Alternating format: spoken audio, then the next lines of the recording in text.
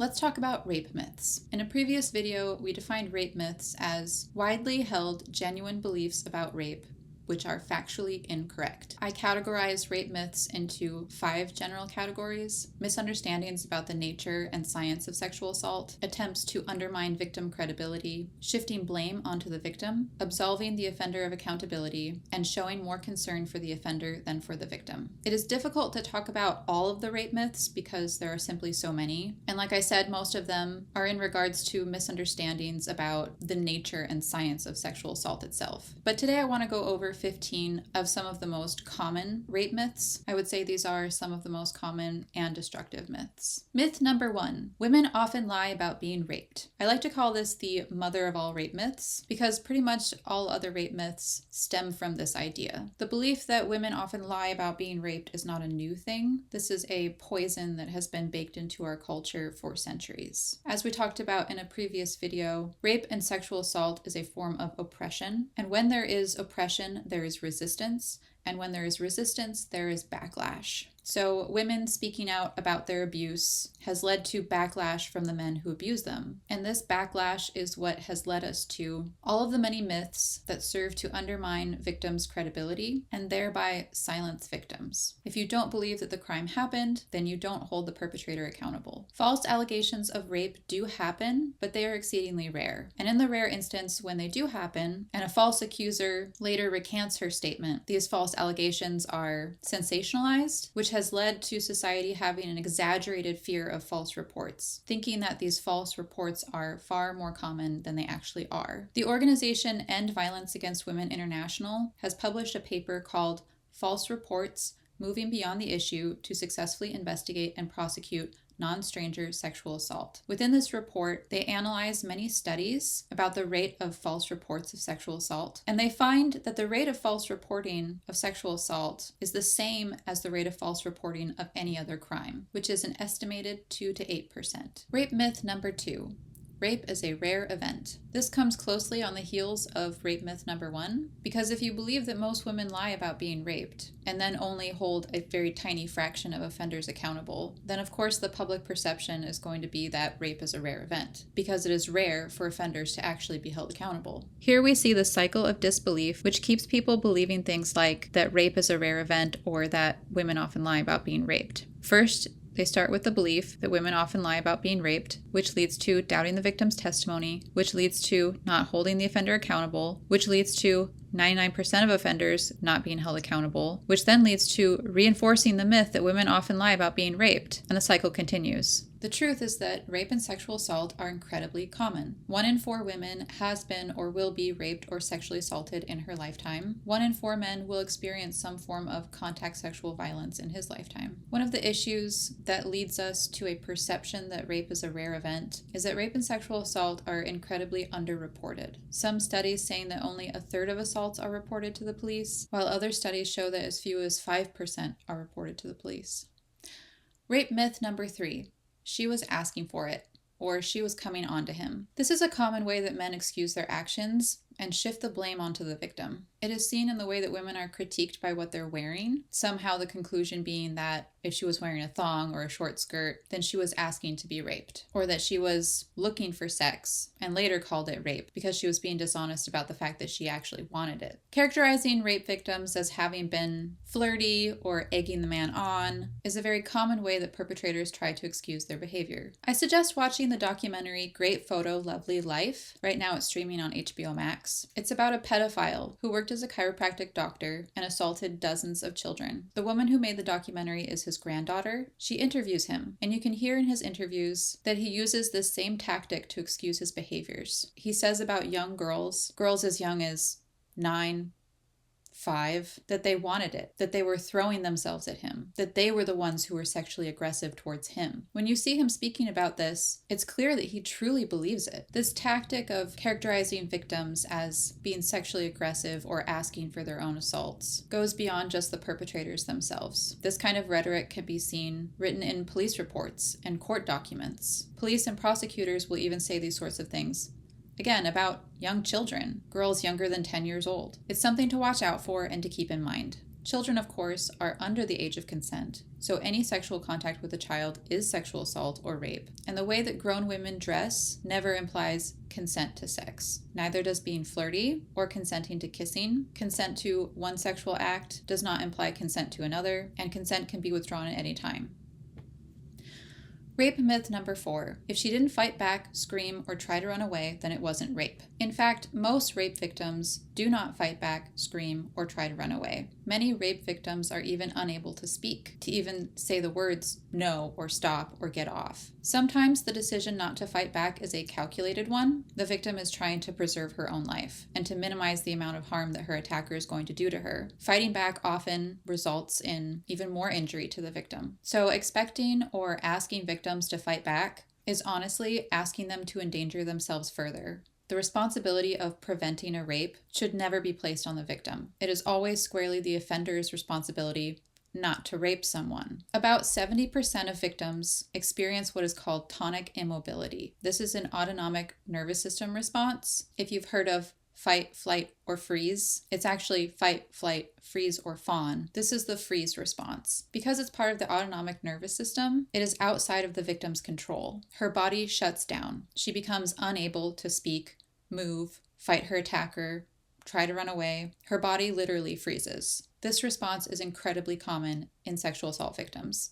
As many as 70% experience tonic immobility. It is partly from the shock of being assaulted, and is also the body's attempt to protect itself as much as possible and to minimize damage. So, do not expect rape victims to have fought back, tried to run away, or shoved off their attacker. Most victims do not do this because they literally can't. It would be like asking someone to stop their heart by thinking about it. Rape myth number 5. He couldn't help himself.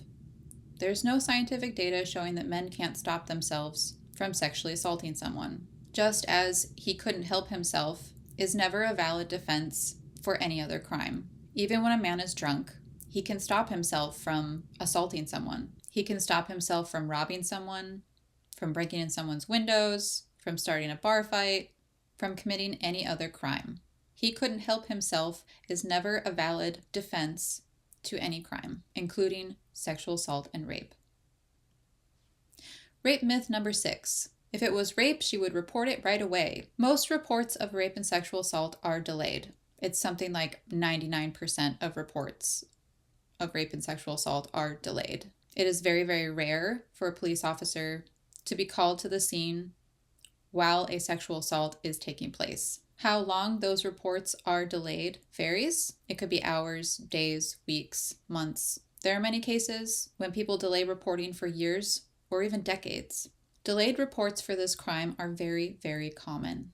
Victims sometimes delay reporting because they fear retaliation from their abuser. Many times it's because the assaults are happening within a relationship, within a marriage or a dating relationship. A lot of times sexual assault is seen alongside domestic violence cases. Victims can oftentimes have a very complicated relationship with their abuser. It might take her years to even figure out that what happened to her was rape. Possibly she still has feelings for her abuser. Like I said, maybe they were in a romantic relationship. Sometimes the abuser is a family member, such as her father. Childhood sexual abuse by a family member oftentimes goes unreported for years and years. Children are especially susceptible to not realizing that what is happening to them is abuse. Also, even when a child or a child grown into an adult realizes that what happened to her was abuse, it still might take her a while before she's able to process the abuse to the point that she wants to make a report. If the person abusing her was, say, her father or her grandfather or family member, she most likely still has emotional ties to this person.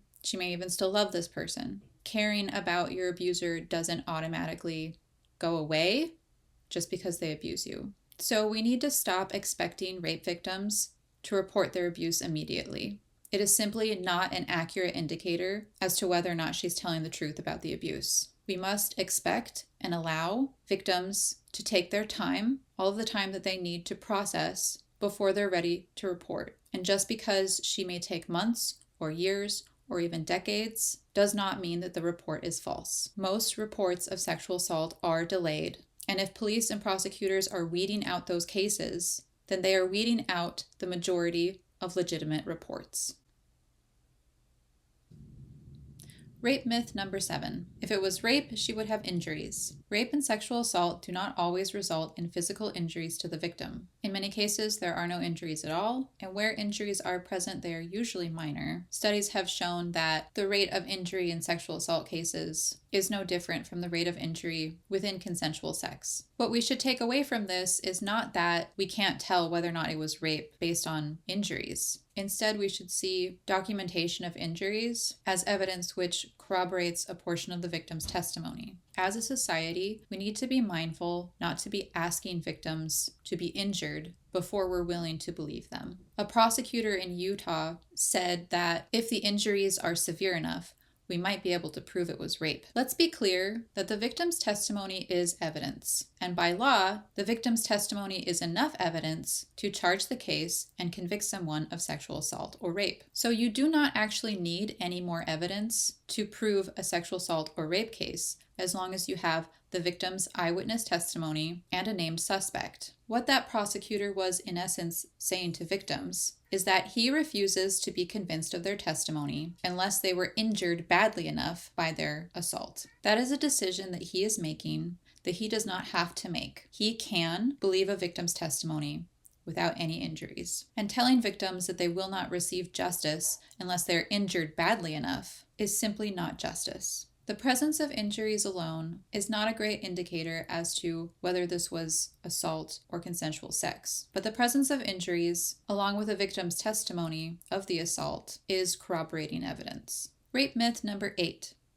It is unlikely that a victim will be assaulted more than once in her lifetime. I saw this used by a prosecutor here in Minnesota who told a victim that because the victim had reported an assault prior, that the prosecutor did not believe the report that she was making currently because it was too unlikely that a victim would be assaulted more than once in her lifetime. This prosecutor's decision was based entirely off of a lie. In fact, there are many scientific studies that say that about half to 2/3 of sexual assault victims are victimized more than once in their lifetime. It is incredibly common for victims to have experienced rape or sexual assault more than once in their lifetime. Rape myth number 9. Victims immediately and forever hate their rapists.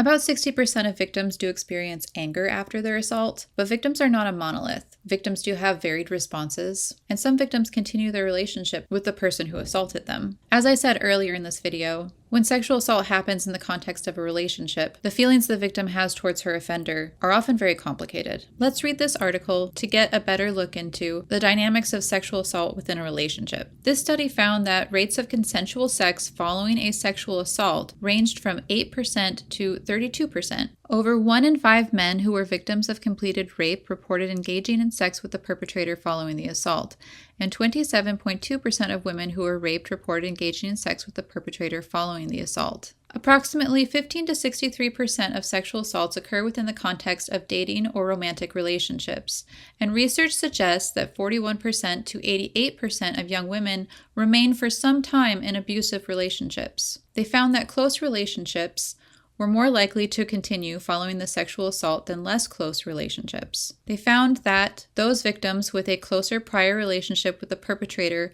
were more likely to continue a friendship or dating relationship after the assault, and that women sexually assaulted by perpetrators with whom they had a prior sexual relationship were more likely to have consensual intercourse following the sexual assault. Notably, many of the women in this sample also reported prior sexual victimization from the same perpetrator, suggesting a pattern of continued sexual activity after an initial sexual assault, some of which is consensual and some of which is non-consensual. A large body of literature has examined why women remain in abusive relationships, including those characterized by sexual assault with men.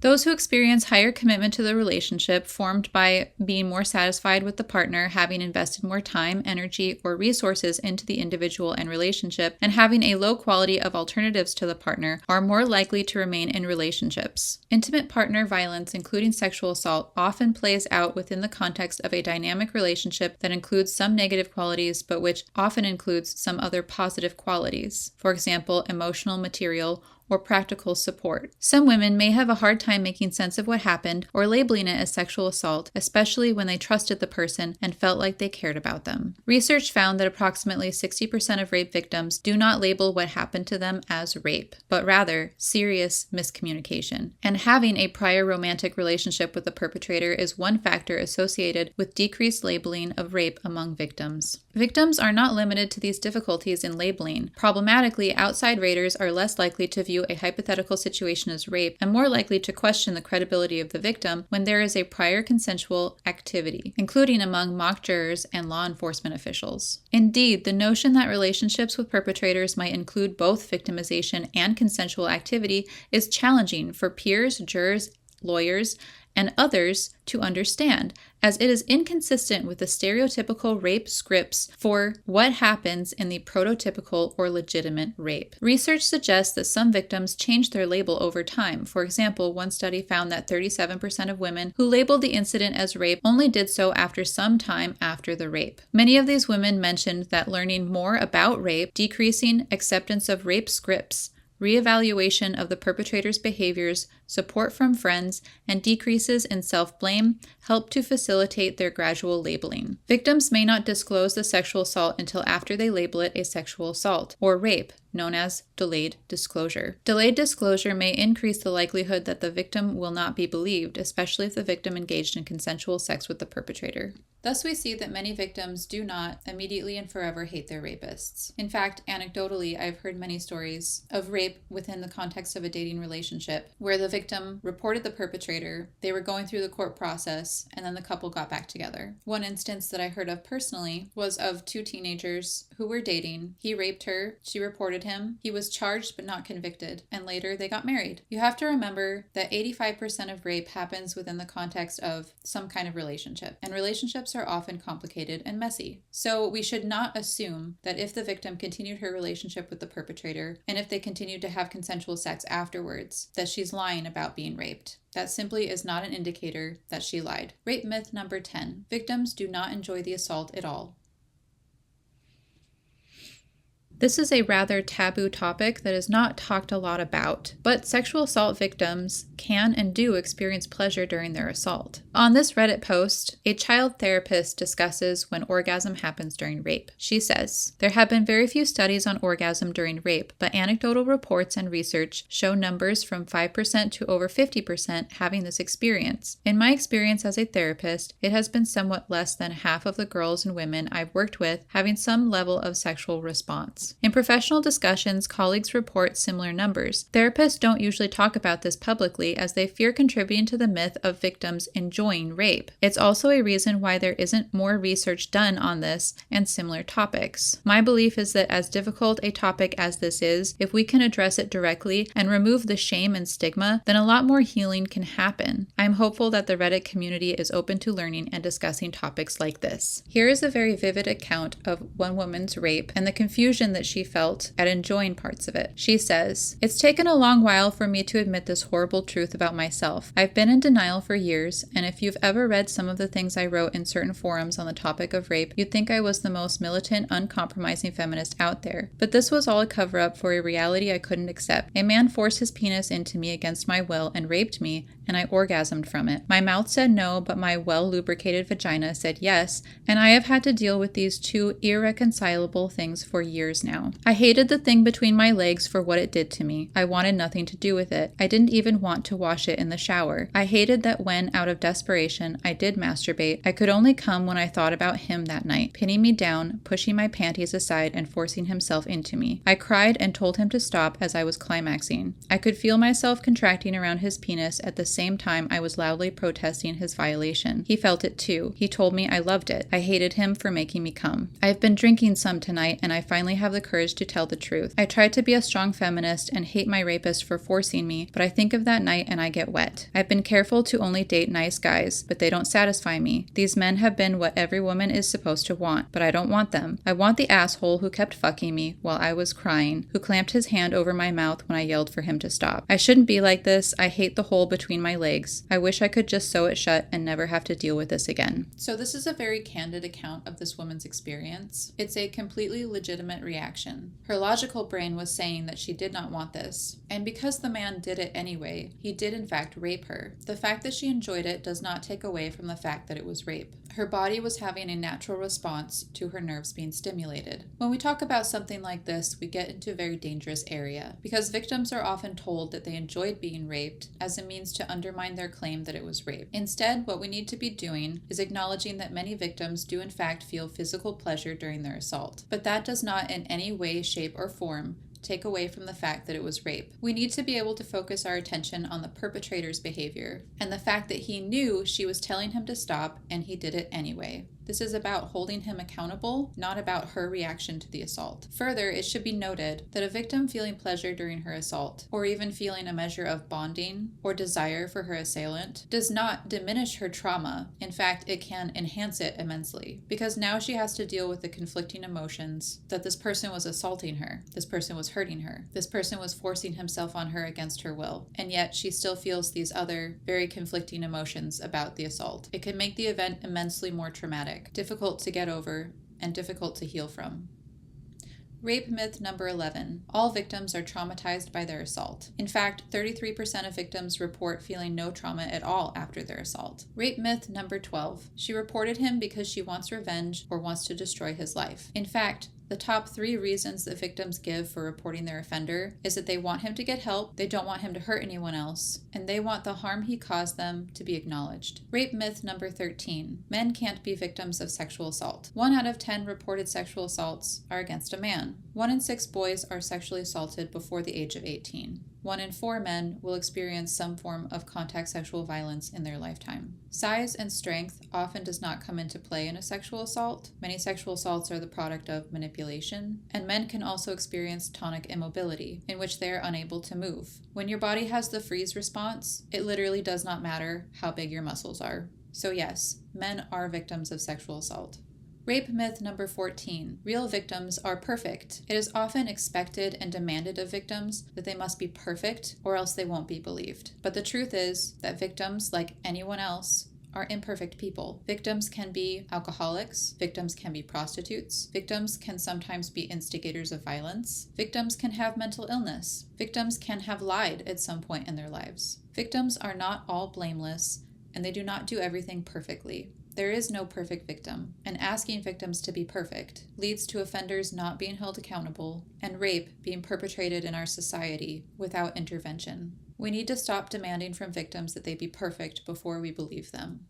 We need to be willing to believe imperfect people. Rape myth number 15. Real offenders are monsters. The more that we play into this rape myth stereotype, that offenders are all monsters, that they're all strangers, that they're all deranged, that they're all deserving of the utmost of our hatred and spite, the more that we harm victims, because when an offender does not meet our perception of that stereotype, we don't believe the victim. In fact, there is no profile of a rapist. Sex offenders can be anyone, from any walk of life. They are our brothers, our fathers, our friends, our coworkers, people we love, and people who are deserving of our love. Just because they have committed a sex offense does not make them monsters, and it does not make them unforgivable.